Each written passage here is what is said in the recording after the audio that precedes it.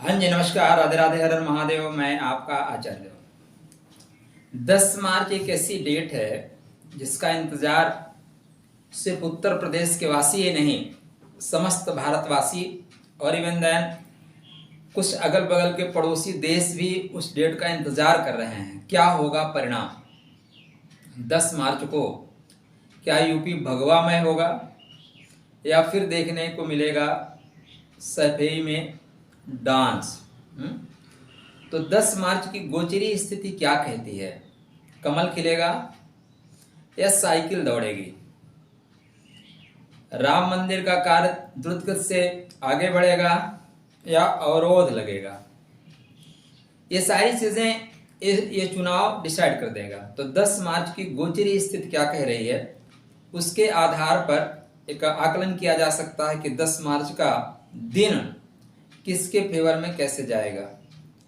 तो जैसे कि आपको पता है कि इस समय जो मुकाबला है वो दो लोगों के बीच में है, दो पार्टियों के बीच में है। एक तरफ अखिलेश यादव, दूसरी तरफ योगी आदित्यनाथ। एक तरफ बीजेपी, दूसरी तरफ और पार्टियां सपा का सपोर्ट कर रही हैं पर्दे के पीछे से। एक ही उद्देश्य, बीजेपी ना आने पाए सभी पार्टियों का। तो योगी आदित्यनाथ की कुंडली आपको पता है, सिंह लगन की कुंडली है और उनके पंचम भाव में स्वग्रही गुरु, खष्टम भाव में राहु शत्रुहंता योग बना रहे हैं। सप्तम में चंद्रमा सुख, खासकर दाम्पत्य सुख, सुख का सुख में कमी। शनि बुध सूर्य ये बैठे हैं जाके दसम भाव में। शुक्र मंगल एकादश में, केतु द्वादश में, ये स्थिति बन रही है। वहीं अखिलेश यादव की बात करें तो कन्या लग्न की कुंडली है। राहु चतुर्थ भाव में नीच का है। पंचम भाव में गुरु नीच के हैं। सप्तम भाव में मंगल अष्टमेश और पराक्रमेश। दसम भाव में शनि केतु चंद्र सूर्य, चार चार ग्रहों की युति और शुक्र बुध की युति लाभ भाव में। ये बहुत प्रबल है जो लाभ भाव में शुक्र बुध की युति बन रही है। इसी ने इन्हें चीफ मिनिस्टर बनाया, इसी ने इन्हें ऊंचाई प्रदान की। तो 2022 का जो रण चल रहा है यूपी का, उसमें क्या स्थिति बनेगी गोचरी स्थिति के अनुसार? तो 10 मार्च 2022 दिन पड़ेगा गुरुवार। अब गुरुवार अखिलेश यादव के लिए भी अच्छा है क्योंकि उनके लिए सुखेश है और सप्तमेश है। योगी आदित्यनाथ जी के लिए भी अच्छा है क्योंकि उनका पंचमेश है। तो सिंह लगन में कारक हैं, वहीं कन्या लगन में तटस्थ या तटस्थ की भूमिका में गुरु आ जाएंगे। तिथि अष्टमी पड़ रही है। अष्टमी नक्षत्र जो पड़ेगा वो मंगल का नक्षत्र पड़ेगा, मृगशिरा। तो स्टार्टिंग प्रथम चरण में होगी और परिणाम द्वितीय चरण में आएंगे, ऐसा आप कह सकते हैं। जब वोटिंग की गिनती होगी तो प्रथम चरण चल रहा होगा और परिणाम द्वितीय चरण में आएंगे। मृगशिरा मंगल का पहला नक्षत्र, और मंगल का जो पराक्रम होता है ना, पहले ही नक्षत्र में ज्यादा होता है। जाते ही शत्रुओं को ध्वस्त करने की कोशिश करता है, ठीक है ना। प्रीति योग चल रहा है और जो चंद्र महाराज हैं उनकी जो गोचरी स्थिति है वो वृषभ में चल पड़े हैं, ठीक है ना। वृषभ में चल पड़े नहीं है बल्कि वृषभ में अंतिम पायदान पे चल रहे हैं। 27-28 अंश के हो रहे हैं। तो यहाँ पे दसम भाव में उच्च के होंगे। अगर बात करें योगी आदित्यनाथ की कुंडली से तो गोचरी स्थिति हम देख रहे हैं, तो दसम भाव में चंद्रमा उच्च के होंगे जो कि व्ययस हैं। क्या है? व्ययस हैं। व्ययस का कर्म भाव में उच्च का होना बहुत शुभ लक्षण नहीं है, किंतु यहाँ पे राहु की उपस्थिति, राहु चंद्रमा को ग्रहण लगा देगा, तो व्यय को लग जाएगा ग्रहण। अब राहु दसम भाव में राजयोग कारक होता है। राहु दसम भाव में मनमोहन सिंह को प्रधानमंत्री बनाने में दसमस्त राहु की बहुत महत्वपूर्ण भूमिका रही है। तो दसम का राहु राजनीति में सफलता देने वाला होता है।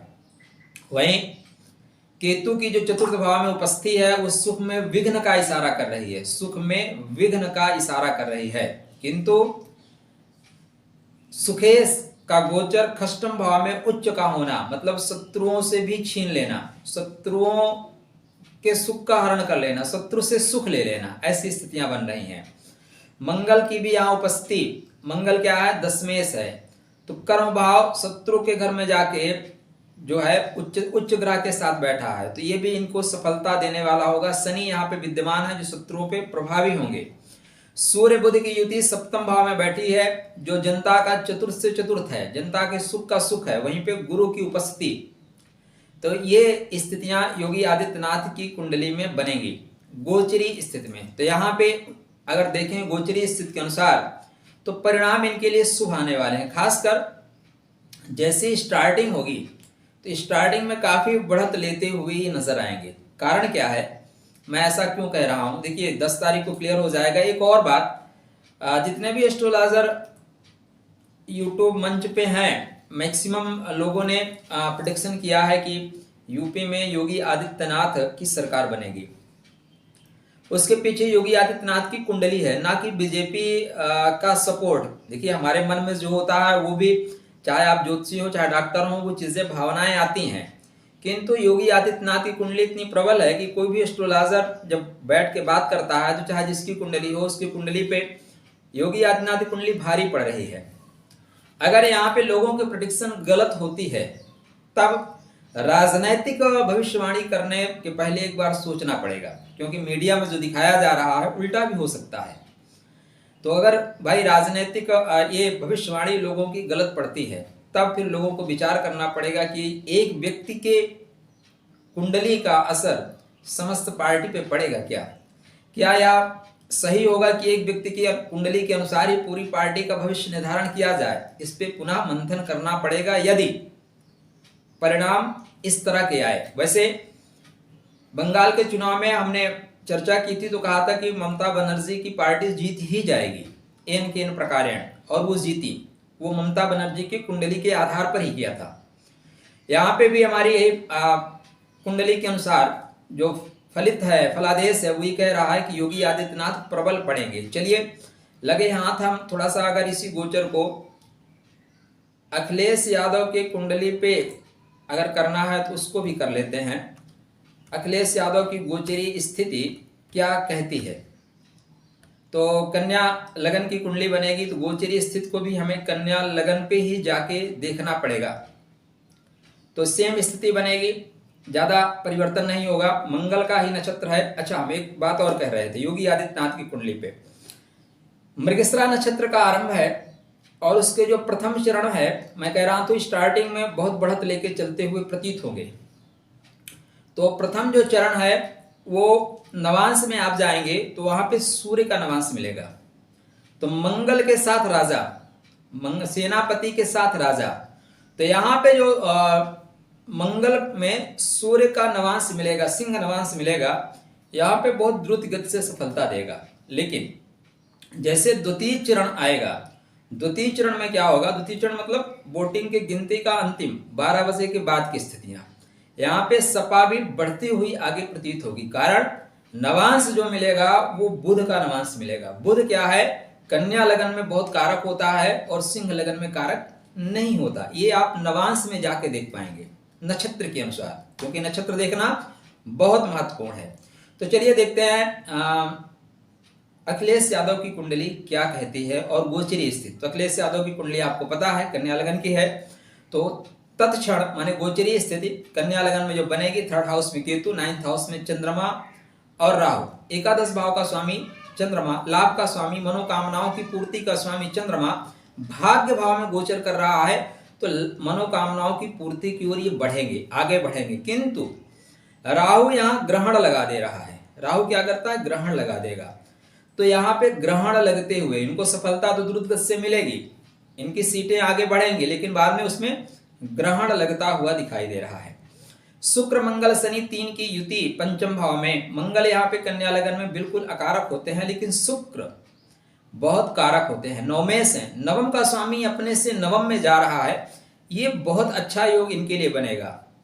श्रवण नक्षत्र में जा रहा है, किसके नक्षत्र में, श्रवण नक्षत्र में जा रहा है।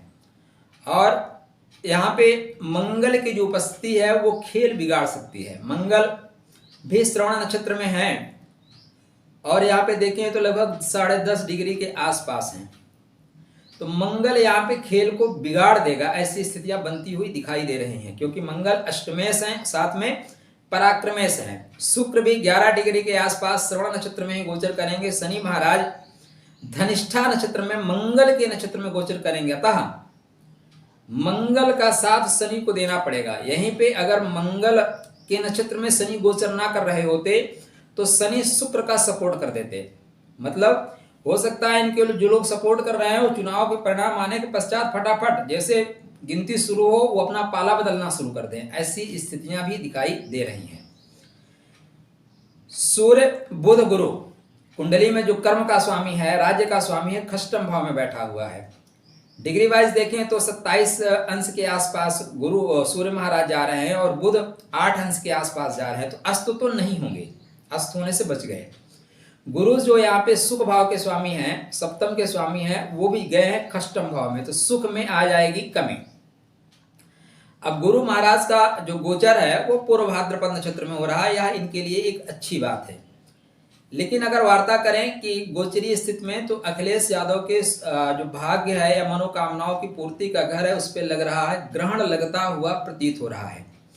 एक और चीज देखें ना, तो गोचरी स्थिति को देखते हुए जब आप देखेंगे तो मंगल की महादशा चल रही होगी, उसमें शनि का अंतर चल रहा होगा। मंगल की महादशा सिंह लग्न के लिए तो राजयोग कारक होती है, वहीं कन्या लग्न के लिए यह स्थिति विस्फोटात्मक होती है, यह स्थिति दुख का कारण बनती है। कुटुंब में विरोध, कुटुंब आपसी जो भाईचारा है उसमें विरोध, इस तरह की स्थितियां बनती हैं। तो गोचरी स्थिति जो कह रही है 10 मार्च की, वो ये कह रही है कि यहाँ पे आएंगे तो योगी ही, राधे राधे, ये स्थितियां बन रही हैं। लेकिन एक चीज मैं फिर इस मंच पे कह रहा हूँ, देखिए यूट्यूब बहुत बड़ा मंच है, यहाँ पे हल्की फुल्की बातें नहीं की जा सकती।